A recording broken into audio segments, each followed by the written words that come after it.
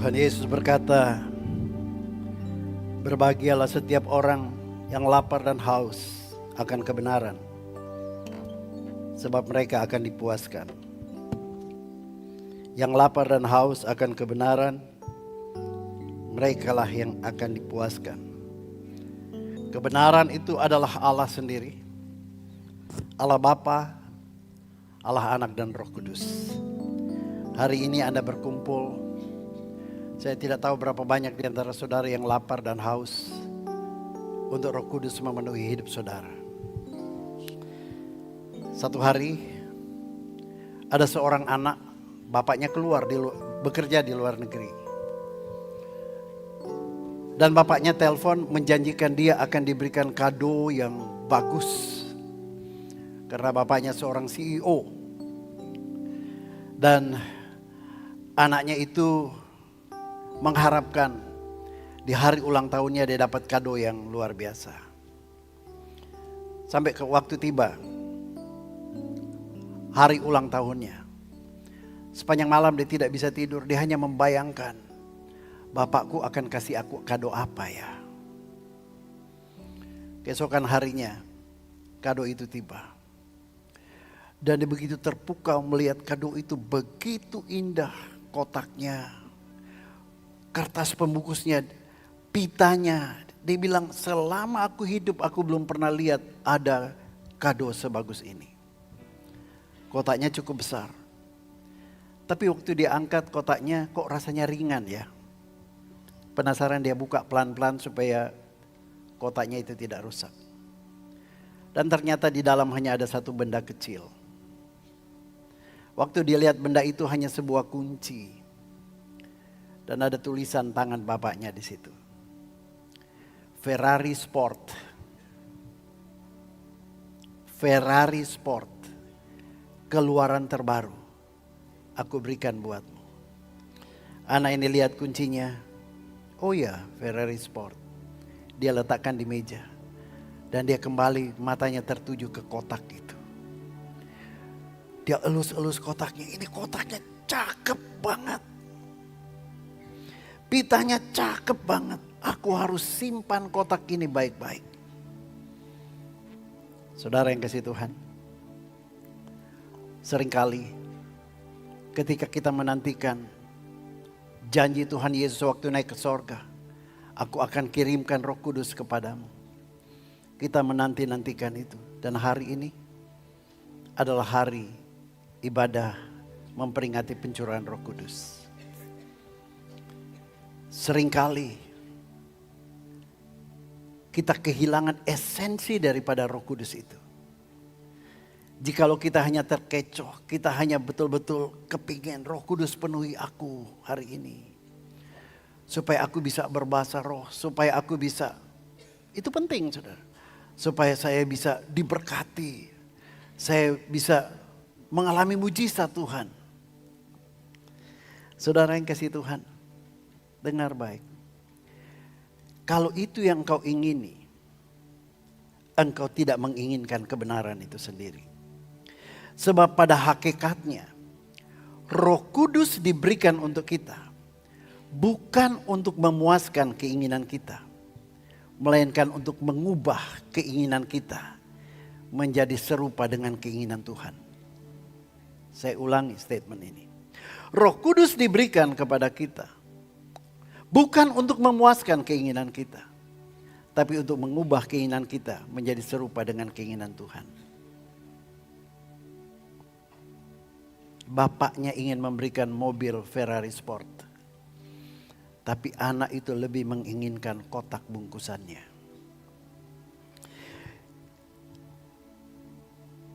Dia datang, Roh Kudus diberikan buat kita. Untuk menunjukkan kepada kita pribadinya yang sesungguhnya. Dan tahukah saudara kenapa Roh Kudus diberikan? Ada satu, the ultimate purpose, ada satu tujuan Tuhan Yesus yang paling utama memberikan kita Roh Kudus adalah bukan supaya keinginanmu dipuaskan, tapi supaya keinginan Dia digenapi. Dan keinginan Dia yang paling utama adalah supaya Anda dan saya ada di tempat di mana Dia berada. Satu saat nanti, one upon the time, kita akan berada bersama-sama dengan Dia.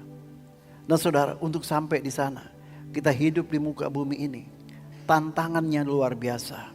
Dan tidak ada seorang pun yang kuat untuk menghadapinya, kecuali Roh Kudus diberikan buat kita. Hari ini dengar baik, saya mau sampaikan esensi yang seringkali kita hilang karena kita tidak mengerti ini. Roh Kudus bukan sekedar manifestasinya, tapi Roh Kudus itu berbicara tentang the essence of the will of God yang akan membuat saudara sampai kepada your final destiny. Final destiny kita adalah di tempat di mana Tuhan Yesus berada. Satu kali kelak kita akan berada di sana. Berapa banyak yang merindukan? Once upon a time kita akan ada bersama-sama dengan Tuhan Yesus. Amin. Bapak Ibu boleh duduk kembali. 3 hari yang lalu, ternyata ada 3 orang mendapatkan mimpi yang sama. 3 hari yang lalu. Waktu mereka sharing ke saya bilang itu 3 hari yang lalu. Berarti kita punya mimpi yang sama. Mimpi apa itu? Mimpi melihat ibu gembala. Dia datang dalam mimpi. Dan wajahnya berbeda. Dia tidak ngomong apa-apa. Tapi saya bermimpi. Saya juga jumpa dia. Di satu taman yang indah. Bergandengan tangan bersama Yesus.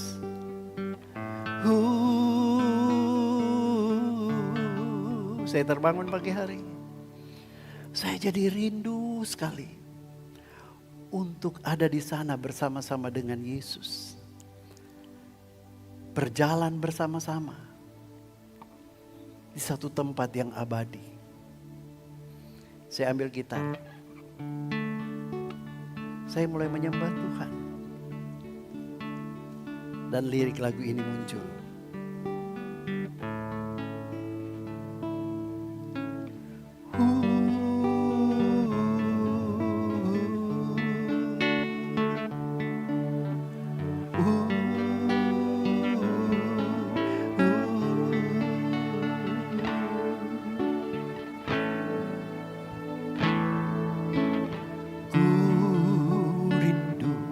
Pergi ke surga yang jalannya dari emas,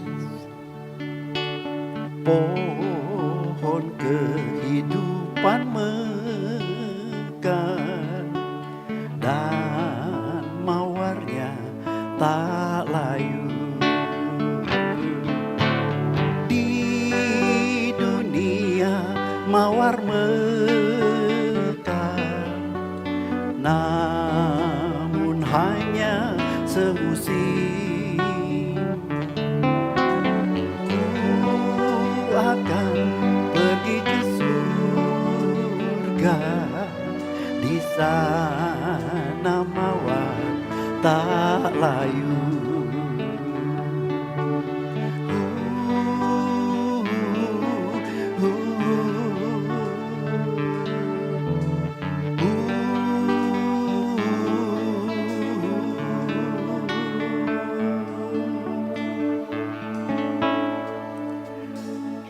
Di dunia penuh sengsara, dosa dunia mendera. Di surga tiada derita, dan mawarnya tak layu.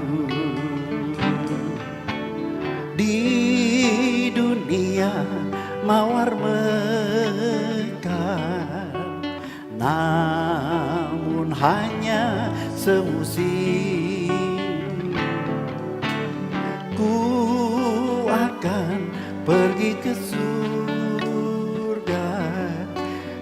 sana mawar tak layu.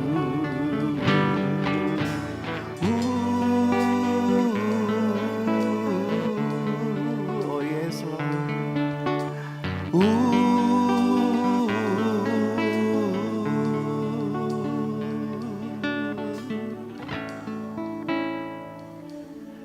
Orang yang aku sayangi sudah bersama Yesus dalam jubah kemuliaan, menungguku di sana.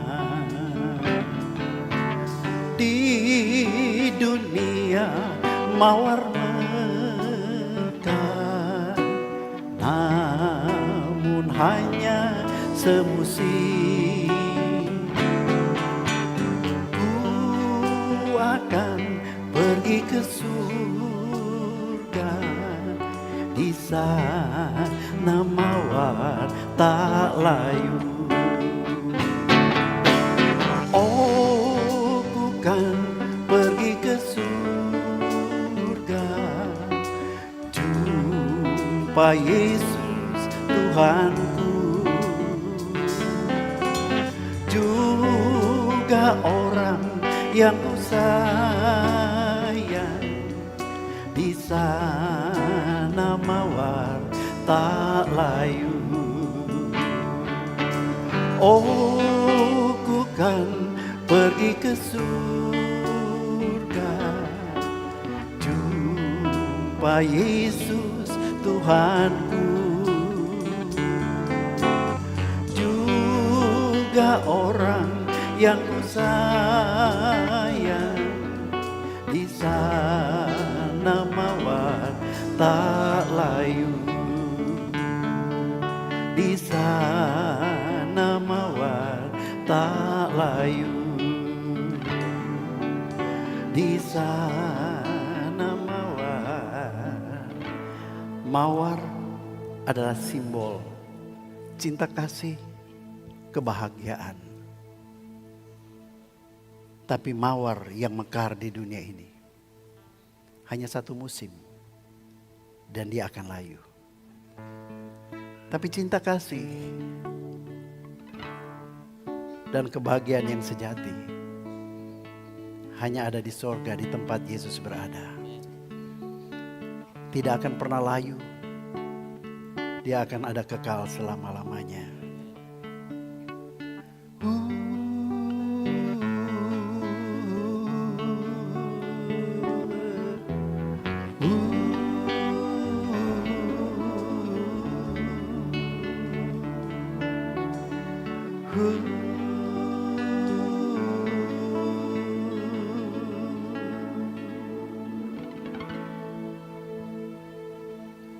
Hati saya semakin rindu untuk pulang ke surga. Tapi Tuhan bilang, waktumu belum tiba. Andai kata Anda pernah mencicipi sedikit tentang surga yang ditulis dalam Alkitab, matamu tidak akan terpikat kepada dunia ini. Engkau pasti rindu untuk segera ada di surga. Dan untuk sampai di surga, kita masih menjalani hidup di muka bumi ini. Banyak kehidupan yang kandas, mulai bersama Yesus, tapi berakhir tanpa Yesus. Untuk Anda terus bisa berjalan, Anda butuh Roh Kudus. Waktu saya menyanyikan lagu ini berulang-ulang, saya larut dalam emosional. Tapi waktu Tuhan ingatkan,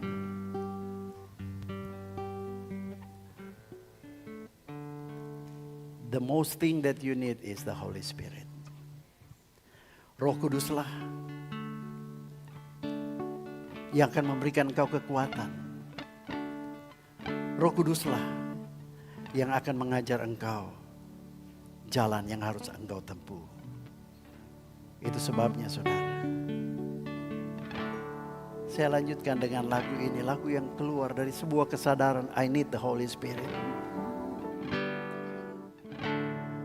One day at a time, sweet Jesus, that's all I'm asking from you. Give me the strength to do every day what I have to do. Yesterday is gone, sweet Jesus, and tomorrow may never be mine. So for my sake, teach me to take one day at a time. Sama-sama yuk. One day at a time, sweet Jesus, that's all I'm asking from you. Yes, Lord. Give me the strength to do every day what I have to do. Yesterday is gone, sweet Jesus, and tomorrow will never be mine. Lord, for my sake, teach me to take one day at a time. Anda butuh itu. Why? I'm just a human. I'm just a man. Help me believe what I could be and what all I am. Show me the stairways, yes, Lord. I have to climb, Lord, for my sake. Teach me today, one day at a time. You need the Holy Spirit. One day at a time, Sweet Jesus, that's all I'm asking from you. Oh, yes. Give me the strength to do every day what I have to do. Yesterday is gone, sweet Jesus, and tomorrow will never be mine. Lord, for my sake, teach me to take one day at a time. Kita perlu Roh Kudus untuk terus memberikan kita kekuatan dan mengajari kita hari demi hari berjalan bersama-sama dengan Dia. Apalagi kita sedang hidup di tengah-tengah dunia yang semakin tidak menentu. Kita butuh Roh Kudus. Do you remember when you walked among men? Well, Jesus, you know, if you're looking below, it's worse now and then. Pushing and shoving, crowding my mind. Lord, for my sake, teach me to take one day at a time. One day at a time, sweet Jesus, that's all I'm asking from you.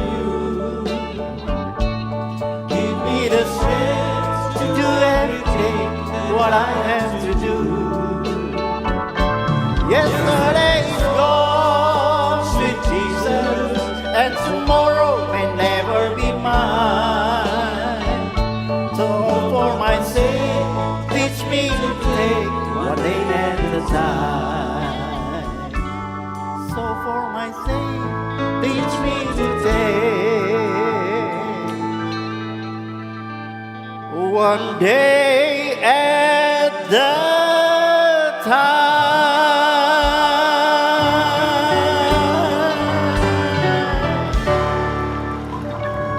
You need the Holy Spirit to take you there, because no one can go there without the Holy Spirit. Itu esensi kenapa Roh Kudus diberikan buat kita. Tuhan Yesus berkata dalam Yohanes 6 ayat 51. Akulah roti hidup yang telah turun dari sorga. Jikalau seorang tidak makan dari roti ini, jikalau seorang makan dari roti ini, ia akan hidup selama-lamanya.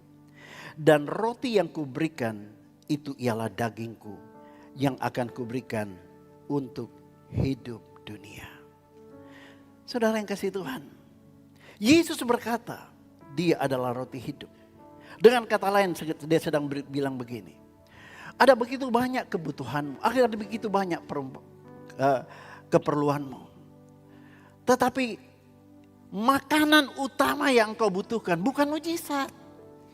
Makanan utama yang engkau butuhkan adalah aku ada di dalam kamu. Itu main course. Yang lain masalah kebutuhan, mujizat dan sebagainya. Itu hanya appetizer. Jangan matamu terpikat kepada appetizer. Tapi mari hatimu terpikat kepada main course. Yaitu Roh Kudus itu sendiri. Halo. Do you understand? Persepsi ini perlu kita tangkap baik-baik. Supaya kita tahu apa yang kita harapkan. Kita mengharapkan Dia. Bukan hanya manifestasi secara lahiriah. Saudara, setiap orang yang sudah terima Yesus dan Roh Kudus sudah diam di dalam dia, maka orang-orang seperti itulah yang mampu karena diberikan kemampuan oleh Roh Kudus untuk menempatkan kepentingan Allah di atas kepentingannya sendiri. Hanya orang-orang yang penuh dengan Roh Kudus yang mau mencari dahulu kerajaan Allah dan kebenarannya. Tetapi bukan dengan motivasi agar segala sesuatu ditambahkan kepada kita. Seringkali kita baca ayat ini, yes, aku mau cari dahulu kerajaan Allah dan kebenarannya supaya segala sesuatu ditambahkan kepada kita. Itu janji Tuhan, tapi dengar baik. Orang yang penuh Roh Kudus, mereka akan mencari dahulu kerajaan Allah dan kebenarannya. Karena sebuah pemahaman bahwa segala sesuatu yang menjadi tambahan untuk kita, itu semuanya akan berakhir. Tetapi kalau kerajaan Allah dan rajanya itu ada di dalam kita, kerajaan Allah itu kekal adanya. So what do you want? What do you expect today? Anda mengharapkan apa hari ini? Mujizat? Atau Anda sedang mengharapkan main course itu Anda terima dan Anda nikmati hari ini? Saudara, kalau Anda ke Israel mau makan, entah makan siang, makan malam, saudara begitu duduk, itu meja langsung penuh. Penuh warna-warni. Sayur ini, itu, segala macam. Sebelum pesanan, bahkan sebelum kita order pesanan kita, itu meja udah penuh. Dan kita lihat itu semuanya menggiurkan. Ada ini, ada ini. Dan biasanya orang Indonesia langsung makan. Lupa ada main course. Waktu main course-nya datang, kita sudah kenyang. Appetizer tidak akan memberikan engkau kekuatan. Appetizer itu akan memberikan engkau kepuasan. Tetapi main course itulah yang bergizi. Itulah yang memberikan engkau kekuatan. Expect the Holy Spirit, not the manifestations of the Holy Spirit itself. Amin. Nah saudara, saya perlu meletakkan pengertian ini terlebih dahulu. Supaya kita mantap apa sih yang kita harapkan hari ini terjadi. Nah, Roh Kudus itulah yang dapat membantu kita untuk sampai kepada kesimpulan bahwa hal-hal material itu hal kedua. Sementara perkara-perkara rohani itu hal yang pertama. Minta jawaban doa itu hal kedua. Tetapi yang menjawab doa itu yang jadikan utama. Kalau engkau tidak penuh dengan Roh Kudus, maka engkau tidak bisa memahami bahwa perkara rohani itulah yang lebih layak untuk mendapatkan prioritas kita, waktu kita, perhatian kita dan minat kita. Lebih daripada yang lain. Nah saudara, jangan salah. Dunia ini memang sangat menyenangkan. Keinginan dunia ini memang sangat menggiurkan. Dan itu fakta yang tidak bisa kita pungkiri. Tapi saudara, hanya kalau Roh Kudus memenuhi kita, maka Dia yang akan membuat kita mampu untuk lebih tertarik kepada Allah daripada kepada yang lain. Mazmur 16 ayat 11 berkata begini, Engkau memberitahukan jalanku, Engkau memberitahukan kepadaku jalan kehidupan. Di hadapanmu ada sukacita berlimpah-limpah. Di tangan kananmu ada nikmat senantiasa. All the roses yang Dia siapkan buat kita will never fade. Tetapi saudara, segala sesuatu sukacita ya, dan berkat yang berlimpah-limpah kita butuhkan.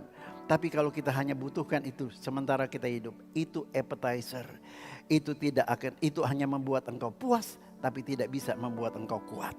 Hari ini harapkan Roh Kudus, bukan keinginanmu. Tetapi ketika engkau harapkan Roh Kudus, supaya engkau bisa menjadi seperti apa yang Tuhan, yang Roh Kudus itu inginkan. Ketika kekristenan kita tidak punya Roh Kudus, maka saudara Anda datang ke gereja, Anda melakukan ibadah-ibadah, pertemuan-pertemuan rohani, saudara. Engkau hanya melakukannya karena perintah manusia. Kolose 2 ayat 21 sampai 23 bilang begini, apabila kamu telah mati bersama-sama dengan Kristus dan bebas dari roh-roh dunia ini, mengapakah kamu menaklukkan dirimu pada rupa-rupa peraturan seolah-olah kamu masih hidup di dunia ini? Ayat 21, jangan jamah ini, jangan kecap itu, jangan sentuh ini. Semuanya itu hanya mengenai barang yang binasa oleh pemakaian dan hanya menurut perintah-perintah dan ajaran-ajaran manusia. Peraturan-peraturan ini walaupun nampaknya penuh hikmat dengan ibadah buatan sendiri, seperti merendahkan diri, menyiksa diri, tidak ada gunanya selain untuk memuaskan hidup jasmanimu. Saudara perhatikan baik-baik, bicara tentang ibadah. Kalau tanpa Roh Kudus engkau tetap beribadah, secara lahiriah engkau ada di gereja. Tapi hanya engkau melakukannya kenapa? Karena engkau orang Kristen, ada aturan. Sehingga walaupun engkau hadir di gereja ini, hatimu tidak connect dengan Roh Kudus. Engkau duduk di gereja, pikiranmu kemana-mana. Waktu khotbah sebentar-sebentar lihat jam, waduh ini panjang nih. Saudara dengar baik. Tuhan lanjutkan di pasal yang ketiga. Dia katakan begini di ayat yang pertama, karena itu, oleh karena itu, kalau kamu dibangkitkan bersama-sama dengan Kristus, carilah perkara-perkara yang di atas di mana Kristus ada duduk di sebelah kanan Allah. Pikirkan perkara-perkara yang di atas, bukan yang di bumi. Sebab kamu telah mati dan hidupmu tersembunyi bersama dengan Kristus di dalam Allah. Apabila Kristus yang adalah hidup kita, menyatakan diri kelak, kamu pun akan menyatakan diri bersama-sama dengan Dia. Di mana? Di dalam kemuliaan. Amin. Anda butuh Roh Kudus untuk membimbing hati kita, untuk menolong kita lebih menyukai hal-hal yang ilahi daripada hal-hal yang duniawi. Renungkan prinsip ini. Kalau kita menjadi orang Kristen tanpa Roh Kudus, maka apapun yang kita lakukan itu hanya sebuah tindakan agamawi belaka yang ujung-ujungnya cenderung untuk membenarkan diri sendiri. Dalam Lukas 18 ayat 9 sampai 14 dikatakan begini. Dan kepada beberapa orang yang menganggap dirinya benar dan memandang rendah semua orang yang lain, Yesus katakan perumpamaan ini. Dengar perumpamaan Tuhan Yesus. Ada dua orang pergi ke bait Allah untuk berdoa, sama tujuannya, ibadah. Yang seorang adalah orang Farisi, yang lain adalah pemungut cukai. Yang seorang adalah ahli agama, ahli Taurat, ahli Alkitab. Yang seorang yang lainnya adalah orang biasa, bahkan dia orang berdosa. Ayat 11, orang Farisi itu berdiri dan berdoa dalam hatinya begini. Dalam hati loh. Di mana? Kedengaran enggak kau dalam hati? Enggak kedengaran. Tapi di setiap ibadah Yesus hadir. Dia melihat hati. Dia mendengar suara hati. Bukan perkataanmu saja. Orang Farisi itu berdiri dan berdoa dalam hatinya. Ya Allah, aku mengucap syukur kepadamu karena aku tidak sama seperti orang lain. Aku bukan perampok, bukan orang lalim, bukan pezina. Bukan juga seperti pemungut cukai. Aku melakukan semua yang ada di kitab Taurat. Aku berpuasa 2 kali seminggu. Aku memberikan 1/10 dari segala penghasilanku. Pakai persepuluhan lagi. Tetapi pemungut cukai itu berdiri jauh-jauh. Ia bahkan tidak berani menengadah ke langit. Melainkan ia memukul diri dan berkata, ya Allah, kasihanilah aku orang berdosa. Nah, lihat bagaimana Tuhan Yesus simpulkan perumpamaan yang disampaikan itu. Ayat 14, aku berkata kepadamu. Dia berkata kepada murid-muridnya. Orang yang satu ini pulang ke rumahnya sebagai orang yang dibenarkan Allah. Dan orang lain tidak. Sebab barang siapa meninggikan diri, ia akan direndahkan. Barang siapa merendahkan diri, ia akan ditinggikan. Hidup kekristenan tanpa Roh Kudus, Anda akan jadi seperti orang Farisi. Apa saja yang kau lakukan adalah tuntutan agamawi. Tapi kalau engkau punya Roh Kudus, saudara dengar baik. Kalau engkau punya Roh Kudus itulah yang akan membenarkan engkau. Sampai sini Anda bisa tangkap. Esensi daripada Roh Kudus itu diberikan kepada kita. Agamawi, agama Kristen. Kalau engkau hanya jadi sebagai seorang agamawi dan Anda tidak punya Roh Kudus dalam saudara, Anda akan terus mencoba untuk bertindak benar. Sementara tindakanmu itu tidak bisa membuat Anda menjadi benar. Yang bisa membenarkan saudara bukan perbuatanmu, tetapi ketika Roh Kudus ada di dalam kita. Alkitab berkata, semua perbuatan baikmu itu seperti kain kotor di hadapan Tuhan. Cannot guarantee your salvation. Saudara, kita harus pahami bahwa secara default kita ini lahir di dalam dosa. Alkitab berkata, semua orang telah berbuat dosa dan kehilangan kemuliaan Tuhan. Secara default, kita lahir dari dosa, kita lahir di dalam dosa. Saudara, dan setelah kita hidup, kalau kita tidak punya Roh Kudus, maka saudara yang kasih Tuhan, semua yang kita lakukan adalah kepura-puraan. Karena itu lahir daripada keinginan daging kita, bukan keinginan roh. Saudara, Roh Kudus diberikan untuk membantu saudara dan saya untuk sampai pada kesimpulan bahwa hanya Dia, hanya Tuhan yang layak untuk disembah, yang layak untuk kita inginkan. Bukan yang lain. Saya berdoa supaya hari ini Anda mendapatkan pemahaman ini dan menginginkan Roh Kudus datang. Inginkan pribadinya. Bukan datang karena menginginkan karunia-karunia roh. Karunia itu Dia akan berikan. Kalau Roh Kudus masuk di dalam saudara, karunia-karunia itu spontan akan keluar. Tapi itu bukan berasal dari nyontek tetangga. Itu berasal dari perbuatan roh. Itulah buah-buah roh. Esensi yang pertama. Mari kita lihat esensi yang kedua. Kita harus mampu menempatkan diri kita pada posisi yang tepat. Sehingga kita punya perspektif yang tepat tentang Roh Kudus. Saudara, Roh Kudus jangan kita lihat hanya sebagai Pentakosta untuk melahirkan mujizat belaka. Kalau kita ada, kita hanya menantikan itu, Anda akan kehilangan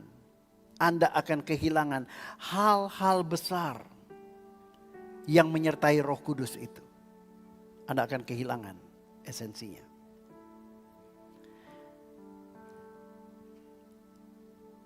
Mari perhatikan baik-baik ya. Tunggu, Anda pelototin saya ngerti apa enggak? Kadang-kadang saya ngoceh terus, padahal berapa banyak yang ngerti ya? Ya ngerti ya. Oke, saya lanjut kalau gitu. Roh Kudus itu dalam Alkitab selalu dikaitkan dengan angin. Baik itu angin sepoi-sepoi basah maupun angin puting beliung. Kalau sepoi-sepoi basah kita kepengen. Hari ini kalau ada angin sepoi-sepoi basah ya, berhembus AC yang dingin, kita kepingin itu kan. Apalagi kalau kurang tidur semalam, datanglah angin sepoi-sepoi basah. Tapi ada yang namanya angin badai. Oh, dalam nama Yesus aku tolak angin badai. Mari. Dari Kejadian 1 ayat 1. Roh Kudus sudah dinyatakan sebagai angin. Roh Allah melayang-layang di atas permukaan air. Itu bicara tentang angin. Amin. Dalam Yesaya 66 ayat 15 dikatakan, kereta-keretanya akan seperti puting beliung. Serem. Selalu dikaitkan dengan angin. Yesaya 29 ayat 6. Engkau akan melihat kedatangan Tuhan semesta alam dalam puting beliung dan badai. Yeremia 23 ayat 19. Lihatlah angin badai Tuhan. Angin lagi. Nahum 1 ayat 3 berkata, ia berjalan dalam puting beliung dan badai. Dan awan adalah debu kakinya. Semua puting beliung. Hanya ada satu yang saya suka. Anda juga pasti suka. Waktu Elia berdiri di atas gunung Horeb. Dikatakan lalu datang angin badai. Tidak ada Tuhan di situ. Datang gempa, tidak ada Tuhan di situ. Pada akhirnya berhembuslah angin sepoi-sepoi basah. Lalu Tuhan bicara dari tengah-tengah angin sepoi-sepoi basah. Saya berdoa hari ini supaya kedua jenis angin itu, puting beliung dan angin sepoi-sepoi basah, akan menghembusi saudara. Berapa banyak yang siap untuk menerima yang sepoi-sepoi basah?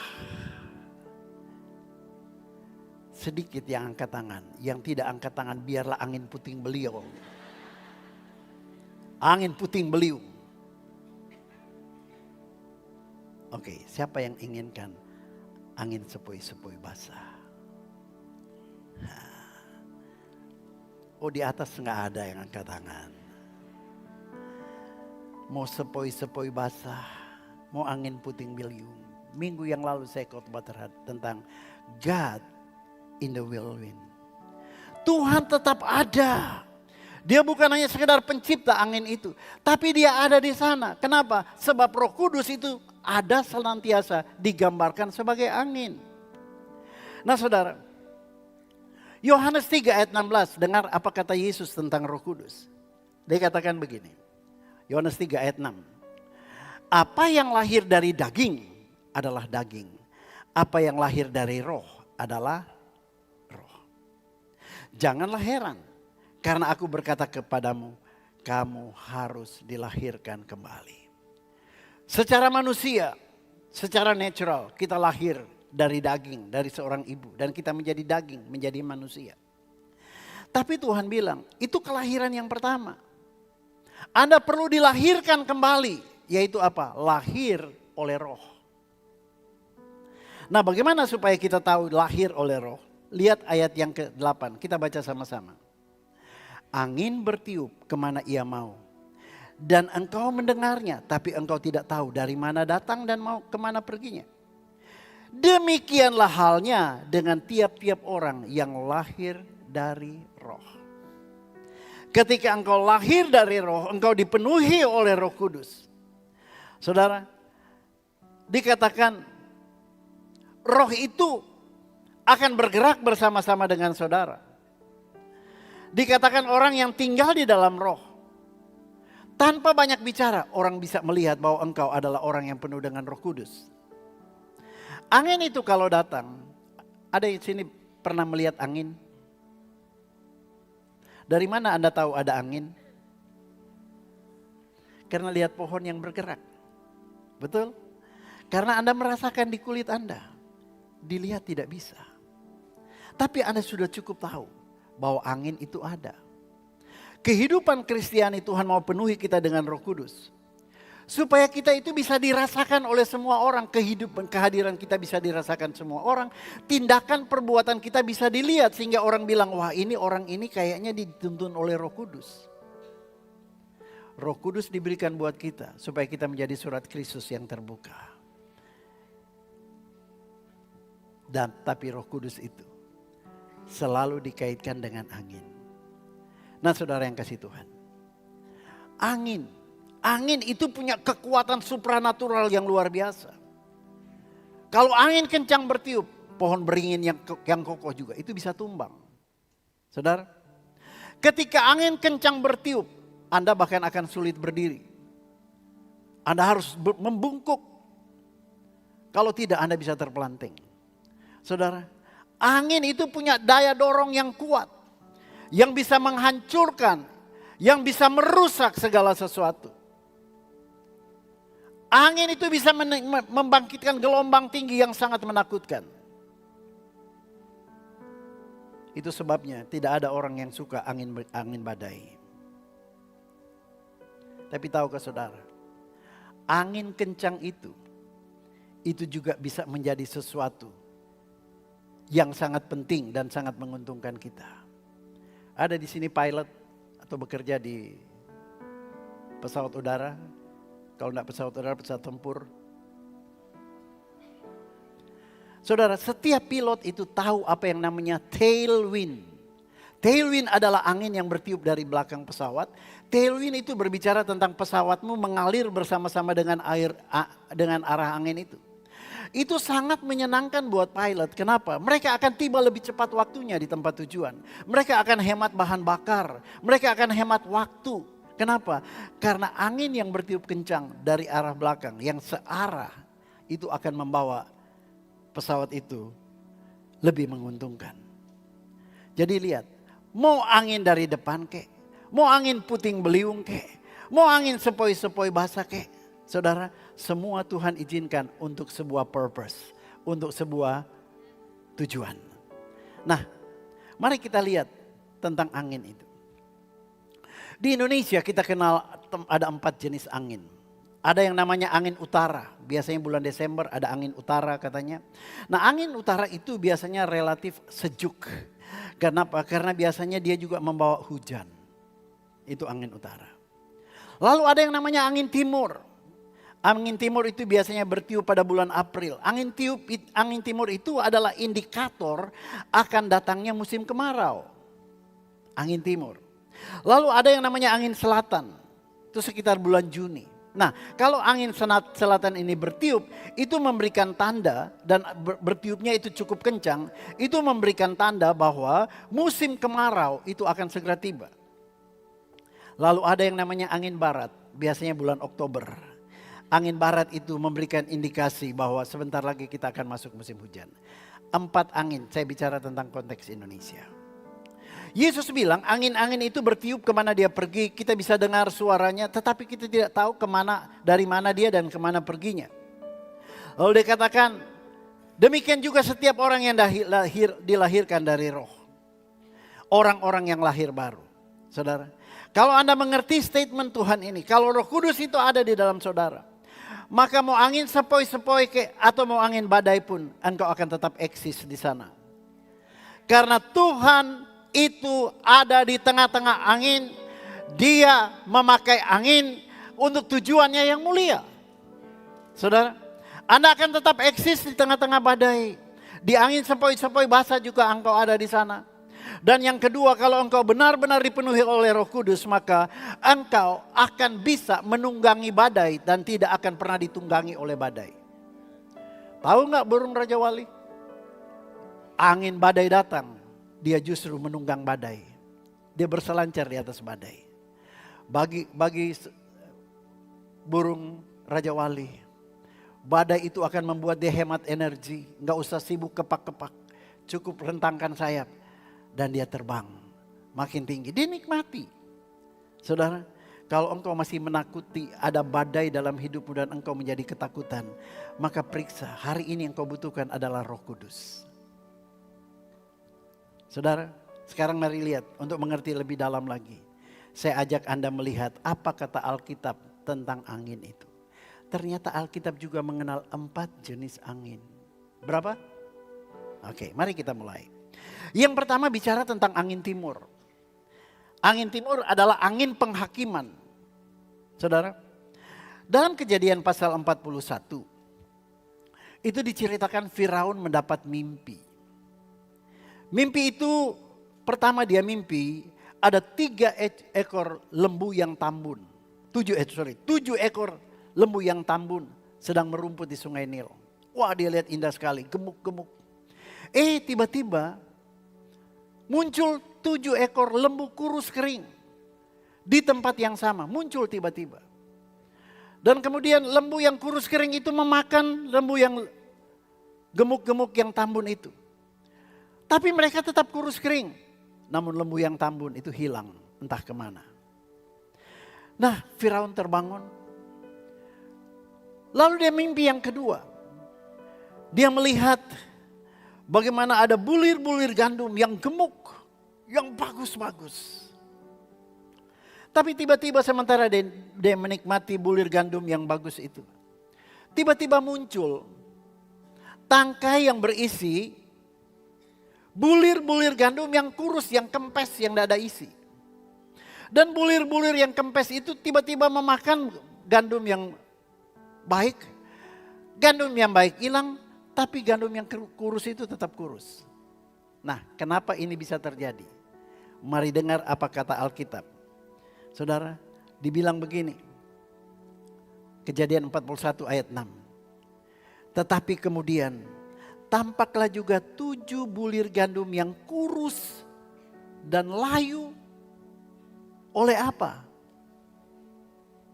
Oleh apa? Katakan yang tegas, oleh apa?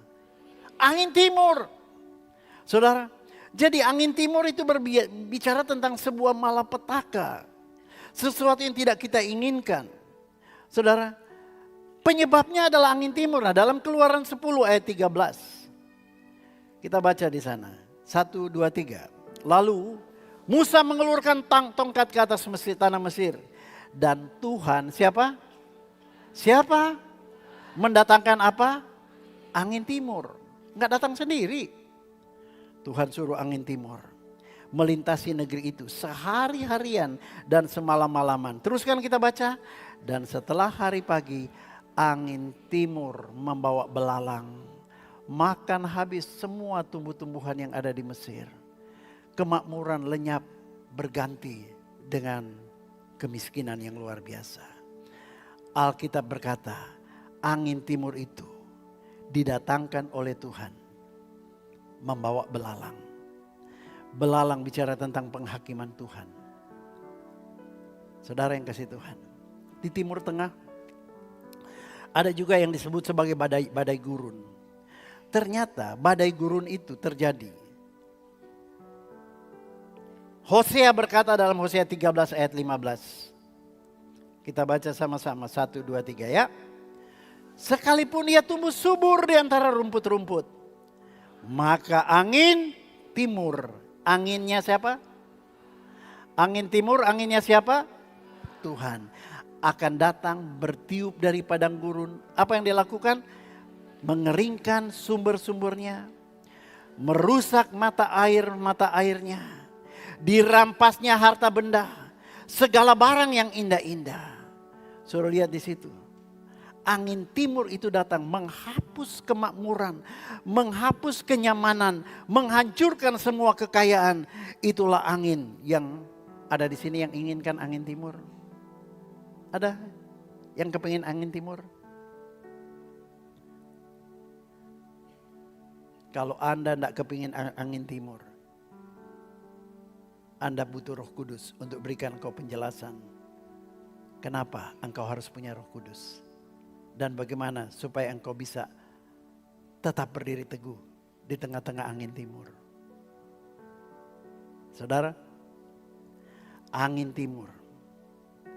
Saya mau beritahu saudara, semua angin timur yang datang atas hidupmu yang mungkin telah merobek-robek, mencabik-cabik ekonomimu, mencabik-cabik kesehatanmu.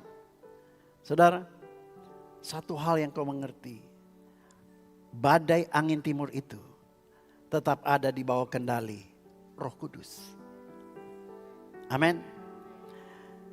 Kalau angin timur diizinkan Tuhan untuk menghancurkan engkau, itu bukan berarti karena Allah telah meninggalkan engkau, no. Tetapi Tuhan membangkitkan angin timur untuk mengkoreksi kalau ada sesuatu yang salah dalam hidup saudara. Jangan lari, engkau butuh Roh Kudus. Roh Kudus, aku perlu engkau. Tunjukkan apa yang salah dalam hidupku. Tuhan, tunjukkan Tuhan. Saudara, Dan kalau Roh Kudus itu turun ke atasmu, pertama-tama engkau akan dikoreksi oleh Tuhan. Tapi yang kedua, apabila Roh Kudus turun ke atasmu, kamu akan menerima salah satu kuasa itu adalah untuk memanggil angin barat.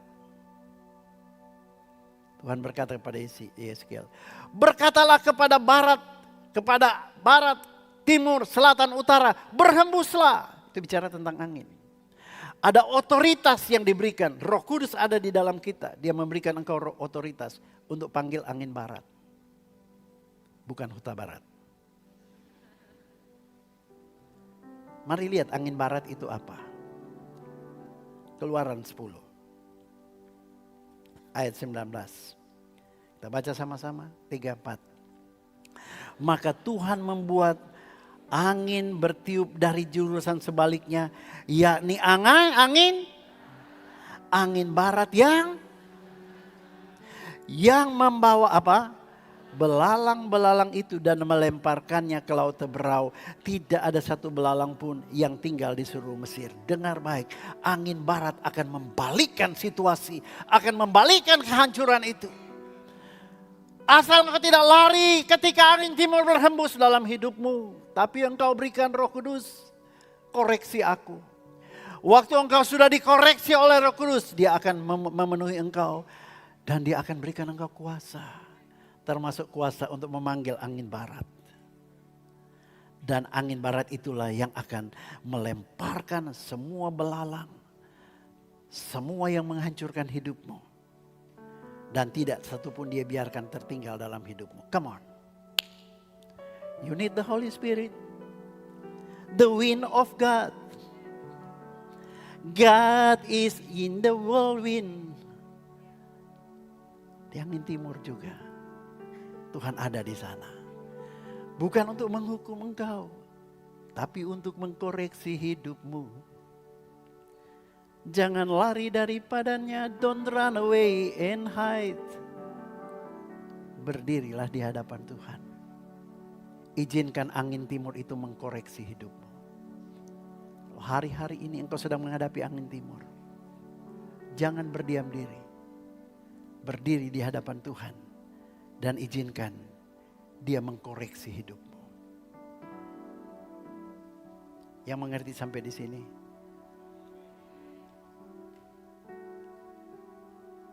Kalau engkau tidak ingin angin timur, Anda tolak dalam nama Tuhan Yesus. Engkau akan tetap hidup dalam kesalahan. Engkau tidak akan pernah menyadari. Karena hanya Roh Kudus yang akan menyadarkan dunia akan dosa. Salah satu fungsinya. You need the Holy Spirit to correct your life. Angin timur sudah. Angin barat sudah. Sekarang angin selatan. Ayub 37 ayat 17.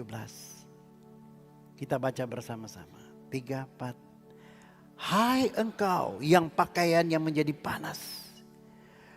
Jika bumi terdiam karena panasnya angin selatan. Oh, angin selatan bicara tentang panas.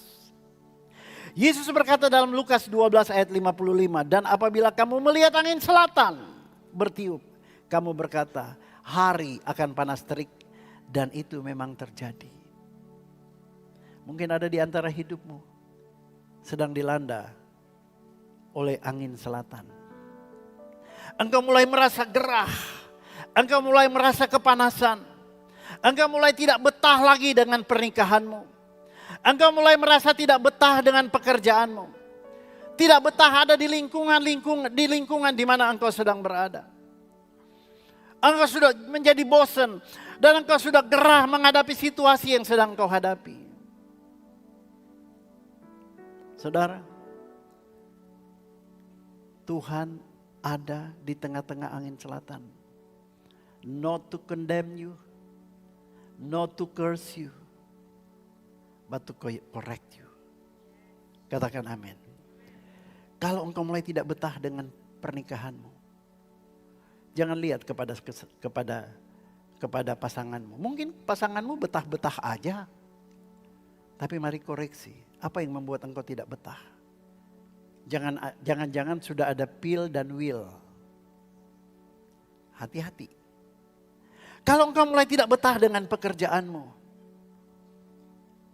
don't run away and hide. Jangan lari, jangan bersembunyi. Berdiri di hadapanmu. Di hadapan Tuhan. Minta dia koreksi. Kenapa engkau tidak betah dengan pekerjaanmu? Jangan-jangan sudah mulai tercium permainanmu dalam pekerjaanmu. Engkau jadi enggak betah. Aduh, ntar lagi ketahuan. Aduh, gimana?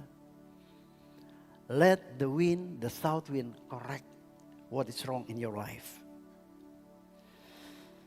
Kalau engkau tidak pernah sudah menjadi gerah dan tidak betah dengan lingkunganmu, jangan salahkan lingkungan. Tapi periksa, terbuka di hadapan Tuhan. Maka ketika Roh Kudus turun ke atasmu, sebab engkau tidak lari dari angin selatan, tapi engkau berdiri di hadapan Tuhan dan mempersilahkan angin selatan itu. Sekalipun tidak enak, gerah, panas, tapi dia akan memanaskan engkau. Mungkin juga engkau sudah jadi tidak betah. Kenapa? Karena engkau sudah dingin, dengan Tuhan sudah dingin, dengan manusia sudah dingin. Engkau perlu angin selatan untuk apa? Menghangatkan kembali kasihmu, cintamu yang semula dengan pasanganmu dan lain sebagainya. So you need the south wind. Saudara. Dan hari ini kalau engkau membuka diri dan berkata, Tuhan, berikan aku kekuatan. Maka dia akan memberikan kepadamu Roh Kudus. Kalau Roh Kudus turun ke atasmu, engkau akan terima. Dan salah satu dari kuasa itu adalah untuk memanggil angin utara. Tahu ke saudara angin utara itu? Amsal 25. Ayat 3 bagian A berkata begini. Angin utara membawa hujan. Hujan menggantikan panas.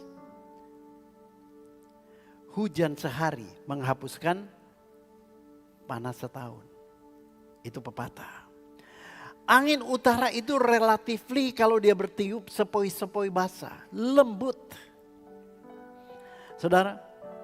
Dan angin utara ini akan menyapu angin selatan yang panas itu. Angin barat, angin utara itu. Izinkan dia mengalir dalam hidupmu. Karena di dalam angin utara ada Roh Kudus. Dialah yang akan menyejukkan panasnya situasi yang sedang kau hadapi. Come on. Tuhan ada di dalam angin. Angin itu bukan Tuhan. Tapi Tuhan ada di dalam angin. Dan lebih daripada itu. Angin-angin itu. Saudara.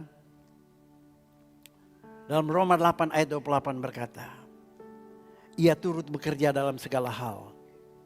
Untuk mendatangkan kebaikan bagi kita. Dengan angin timur, angin barat, angin selatan, angin utara. Saudara, dia ikut ada di dalamnya. Tujuannya satu, untuk kebaikan kita. Kenapa dia pakai angin? Nah ini penting. Kenapa pakai angin? Kenapa tidak pakai yang lain? Dengar baik.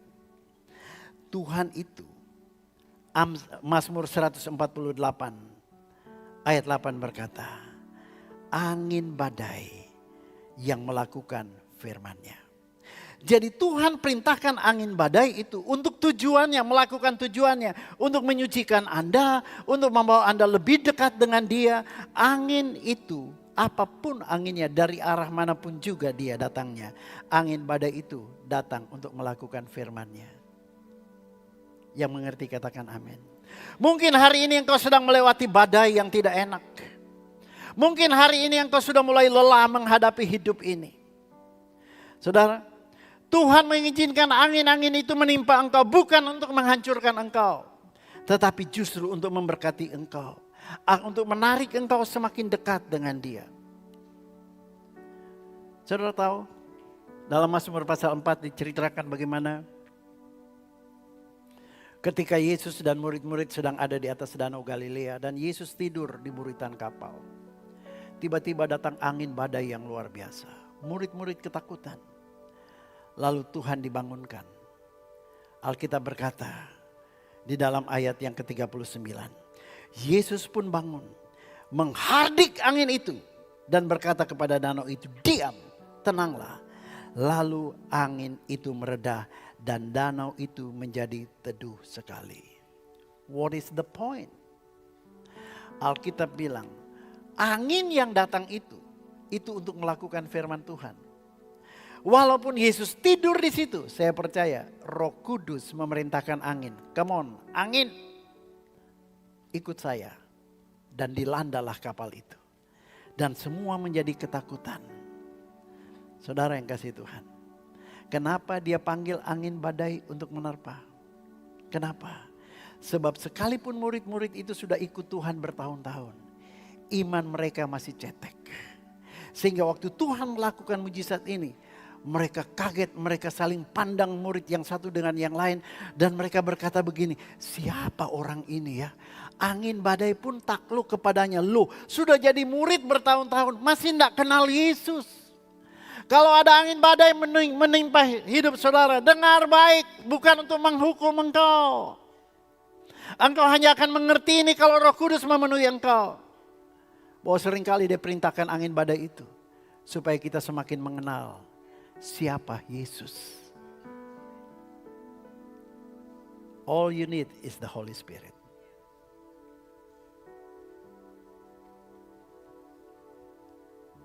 Pencurahan Roh Kudus bukan hanya berbicara tentang bahasa roh.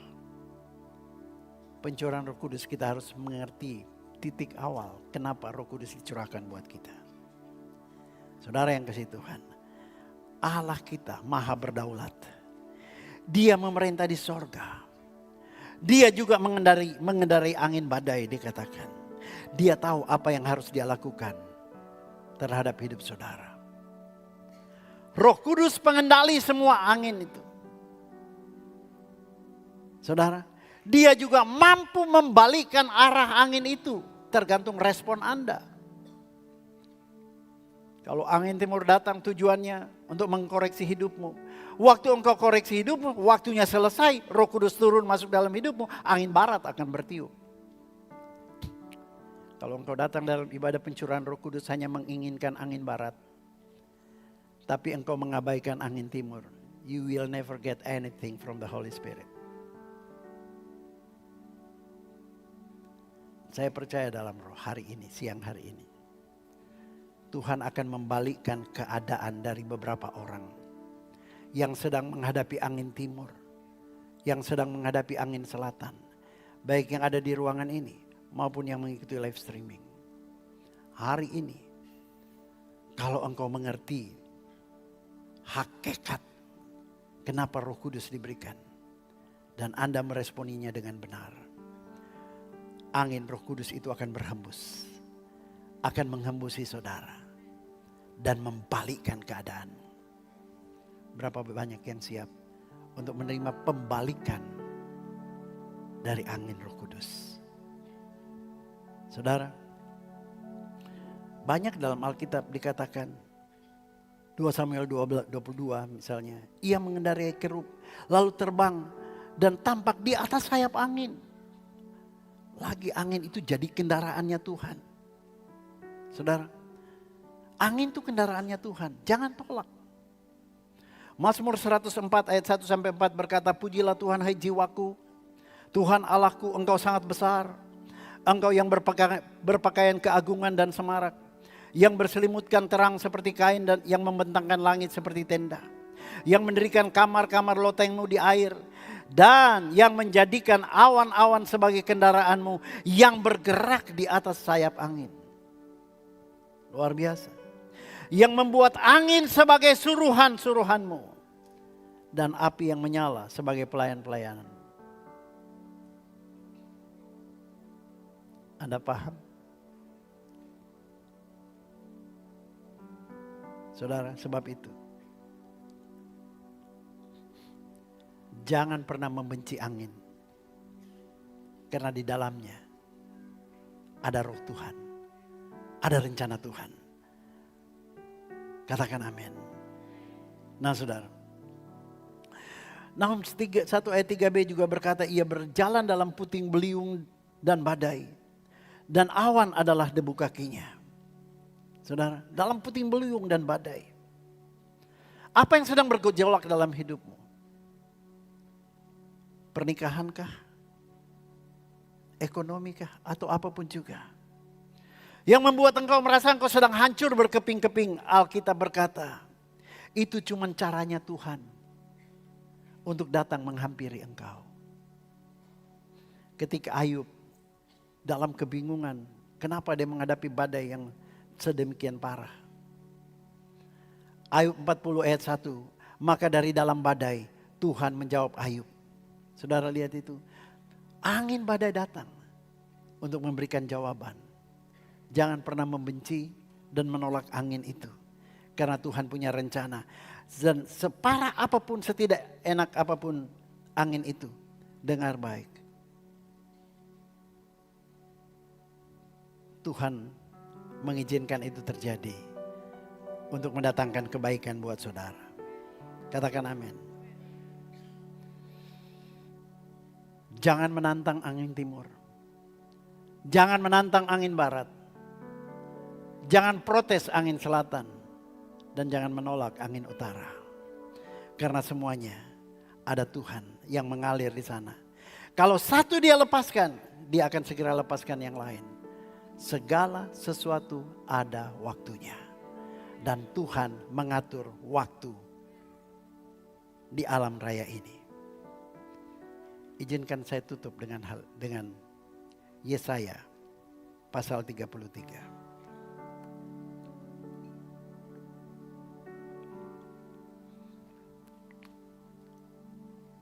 Kita baca sama-sama Yesaya 33 ayat 20. 1, 2, 3.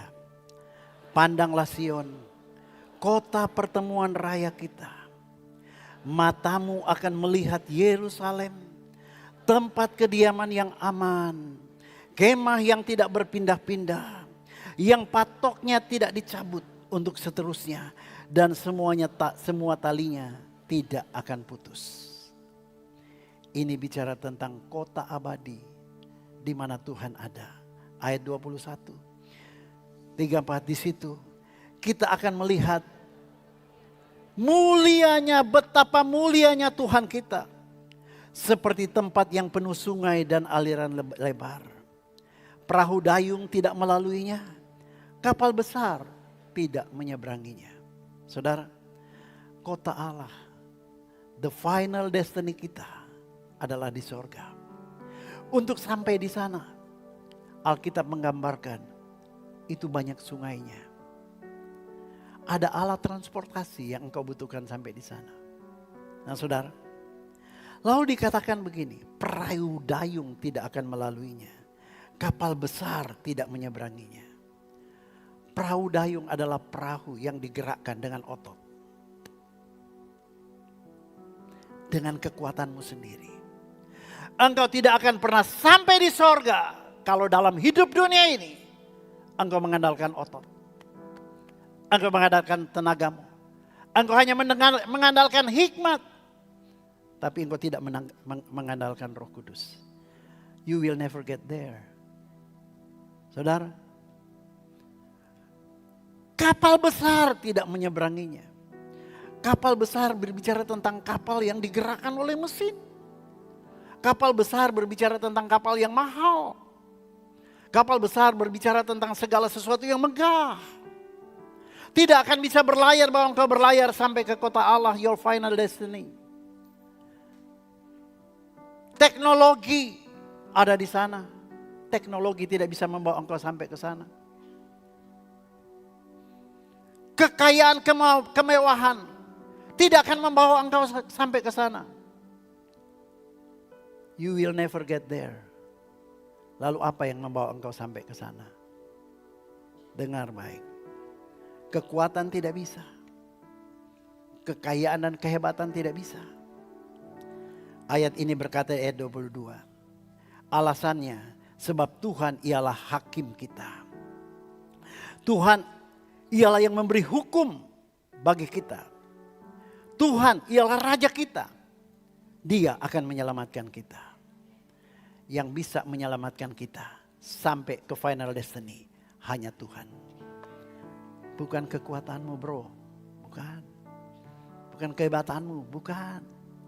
Bukan kekayaanmu, bukan. Hanya Tuhan. Dan bagaimana Tuhan bawa kita ke sana, lihat ayat berikutnya. Ayat 23. 1, 2, 3. Tali-talimu sudah kendor. Tidak dapat mengikat teguh tiang layar di tempatnya. Tidak dapat membentangkan layar. Pada waktu itu orang akan membagi-bagi rampasan banyak-banyak. Dan orang lumpuh akan, nah saudara, dengar baik. Kapal layar is the only ship, the only transportation mode yang bisa membawa kita sampai ke final destiny. Kapal layar tidak mengandalkan kekuatan. Kapal layar tidak mengandalkan mesin. Kapal layar hanya mengandalkan tali dan tiang layar. Dan Tuhan bilang begini, hari ini kalau engkau mau terima kekuatan angin Roh Kudus itu, periksa tali. Tali bicara tentang sebuah hubungan. Periksa hubunganmu dengan Tuhan pertama-tama. Apakah engkau masih terjalin hubungan yang kencang dengan Tuhan? Atau engkau hanya menghabiskan waktumu dengan hal-hal duniawi? Engkau tidak lagi memperhatikan hubunganmu dengan Tuhan hari ini. Engkau kencangkan tali-tali itu. Back, kembali kepada kasih yang mula-mula. Anda berdoa, Tuhan, koreksi aku Tuhan. Ini masalah-masalah dunia ini yang membuat talimu menjadi kendor. Imanmu mulai kendor sama Tuhan. Beberapa di antara saudara bahkan tali imanmu mulai hampir putus. Karena angin timur yang kencang. Hari ini, lihat tali-talimu. Karena Tuhan tidak akan membuat perahumu itu putus dan patah tiang layarnya. Saudara, perahu layar yang talinya kendor tidak bisa membentangkan layar, selalu akan ada di dermaga. Kenapa? Tidak kuat. Banyak hidup saudara, engkau mungkin sedang stuck dalam salah satu dermaga. Tuhan bilang perjalanan makin jauh, masih jauh. Hari ini kalau engkau mau minta angin Roh Kudus berhembus, periksa tali layarmu. Hubunganmu dengan Tuhan. Periksa. Kasihmu terhadap Tuhan. Periksa. Saya sangat percaya hari ini hari spesial. Pencurahan Roh Kudus hari ini anginnya akan berhembus kuat. Karena tantangan di depan itu arus akan makin kencang. Engkau butuh angin yang kuat. Tapi untuk itu Tuhan tidak mau tiang layarmu patah. Dia bilang periksa. Tali-talimu mungkin mulai kendor. Yang melayani Tuhan mungkin engkau mulai kendor semangat dalam melayani. Dan lain sebagainya. God is here.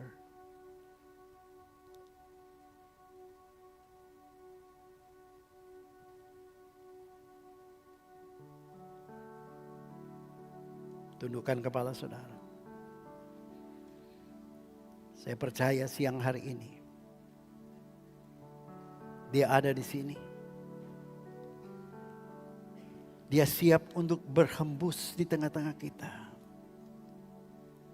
Dia siap untuk membawa kita melihat betapa mulianya Tuhan kita.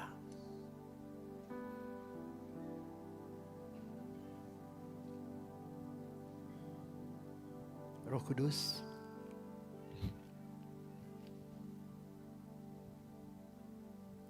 pertama-tama hamba mau berdoa.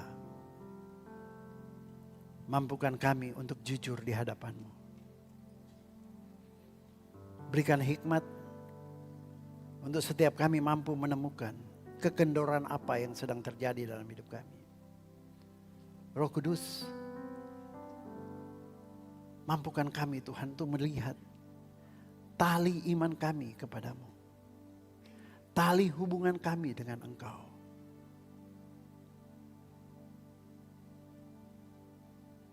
Supaya mereka boleh memperkuat tali-talinya. Dan mulai menarik layar untuk terbentang tinggi. Sebab aku tahu, aku percaya siang hari ini Engkau akan menghembusi kami semuanya Tuhan. Supaya kami boleh bertolak dari stagnasi hidup kami. Dan terus bergerak maju. Di tengah-tengah arus yang begitu kuat. Kami membutuhkan Roh Kudus yang kuat. Mendorong kami dari belakang. Kami siap untuk membawa. Engkau bawa kemana, ke arah mana Engkau akan bertiup Tuhan.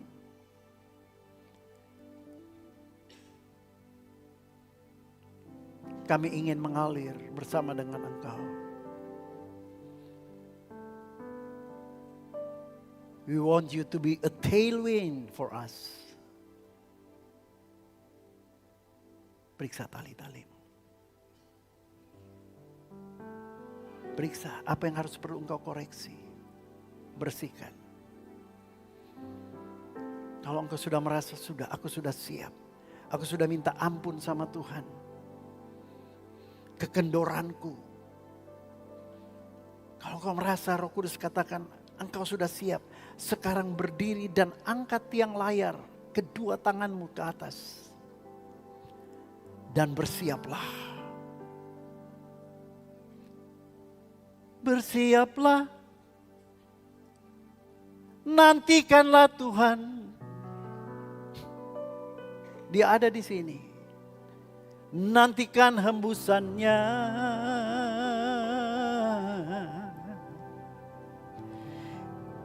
Engkau yang sudah siap. Angkat kedua tangan saudara sambil berdiri. Tegakkan tiang layar itu. Engkau bayangkan dengan iman. Sebuah kapal layar yang adalah dirimu sendiri. Pejamkan mata. Lihat bahwa engkau sedang berdiri di hadapan Roh Kudus yang hadir di tempat ini. Dan engkau sedang membentangkan layar. Kedua tiang layar itu ke surga.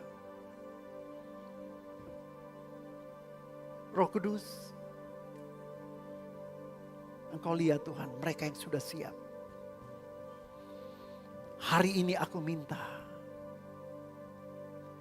Di dalam nama Bapa, Anak dan Roh Kudus.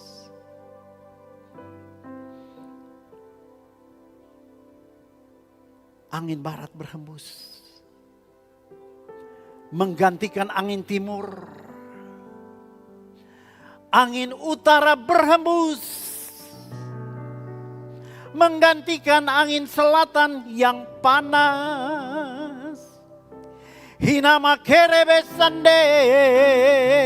Oh Holy Spirit.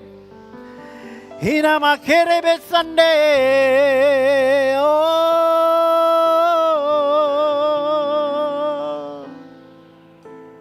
Yes Lord. Ini waktunya. Saudara sudah siap? Siap? Kalau engkau sudah siap, katakan aku siap Tuhan. Setiap layar yang terangkat. Now is the time. The wind of the Holy Spirit. Berhembus. Berhembus. Terima Roh Kudus. Terima angin Roh Kudus. Sekarabashanda makaralabase. Hina makaralabasando. Hembusi, hembusi, hembusi. Siaplah. Berlayarlah. Dakana makirebet sanda makaralabo. Roh Kudus bawa mereka. Bawa mereka kemana engkau mau Tuhan. Hina makirebet sande namo diaralabase keriamase. Hina makaralabasande. Yes, terima. Terima Roh Kudus. Terima Roh Kudus. Terima ya Roh Kudus. Aku sedang melihat di alam roh. Aku sedang melihat di alam roh. Beberapa tangan yang terangkat. Layarmu mulai berkembang. Layarmu mulai berkembang. Teruskan, teruskan, teruskan. Yes. Tali-tali tambatanmu. Lepaskan. Lepaskan dan berlayar. Raka paseke ralabasanda makaralabasande.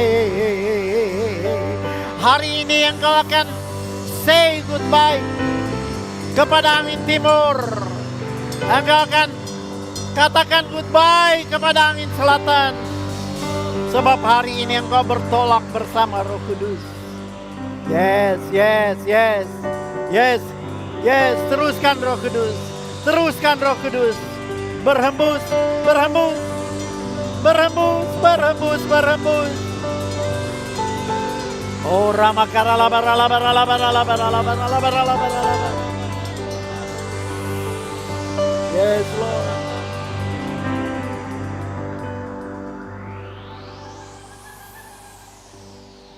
Terima. Tarik nafasmu dalam-dalam. Rasakan kesejukan angin itu mulai berhembus. Yes, Lord. Yes, Lord. Engkau mulai berlayar sekarang. Yes. Yes, Lord. Yes, Holy Spirit, Holy Spirit, Holy Spirit. Ora makaralaba shanda makaralaba. Ina makaralaba syakka pada badaba. Dorong mereka terus Tuhan. Dorong mereka terus dari belakang. Mereka terus maju bergerak. Oh yes Lord. Mengalirlah kuasa Roh Kudus. Terima kuasa itu. Terima kuasa itu. Mengalirlah di tempat ini. Mengalirlah ya Roh Kudus. Pulihkanku. Persilahkan dia mengalir terus. Mengalirlah kuasa Roh Kudus. Mengalirlah di tempat ini. Mengalirlah oh Roh Kudus.